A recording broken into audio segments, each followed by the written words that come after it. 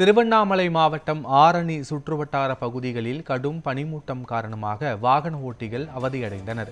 இது தொடர்பான முழுமையான விவரங்களோடு எமது செய்தியாளர் பிரகாஷ் இணைப்பில் இருக்கிறார். பிரகாஷ், வணக்கம். விவரங்கள் என்ன? வணக்கம். தமிழகத்தில் தற்போது பனிப்பொழிவின் தாக்கம் நாளுக்கு நாள் அதிகரித்து காணப்பட்டு வருகிறது.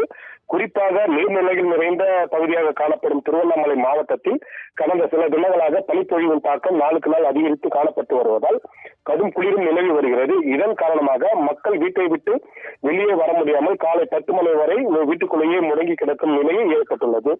இன்று காலையில் திருவண்ணாமலை வேலூர் நெடுஞ்சாலை, ஆரணி வேலூர் நெடுஞ்சாலை, வந்தவாசி, செய்யார், போலூர், வெம்பாக்கம், படவேடு உள்ளிட்ட பல்வேறு பகுதிகளில் உள்ள நெடுஞ்சாலையில் பனிப்பொழிவின் தாக்கம் அதிகரித்து காணப்பட்டதால் வாகன ஓட்டிகள் வாகனங்களை இயக்க முடியாமல் கடும் அவதிக்குள்ளாகினர்.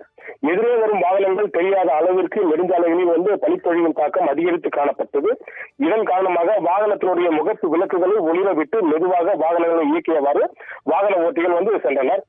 அதனைத் தொடர்ந்து காட்பாடி, விழுப்புரம் ரயில்வே மார்க்கத்தில் செல்லும் ரயில்களும் ரயில் பாதைகள் தெரியாத அளவிற்கு பனிப்பொழிவின் தாக்கம் அதிகரித்து காணப்பட்டதால் ரயில்களுடைய முகப்பு விளக்குகளை பகல் முழுவதும் ஒளிரவிட்டு மெதுவாக ரயில் பாதையில் ரயில் வாகன ஓட்டிகள் ரயில்களை இயக்கப்பட்டன. தொடர்ந்து இந்த பகுதியில் பனிப்பொழிவின் தாக்கம் நாளுக்கு நாள் அதிகரித்து காணப்பட்டு வருவதால் கடும் குளிரும் நிலவி வருவதால் மக்களுடைய இயல்பான வாழ்க்கை வெகுவாக பாதிக்கப்பட்டுள்ளது. பத்மநாபன். காட்சிகளோடு விவரங்களுக்கு நன்றி பிரகாஷ்.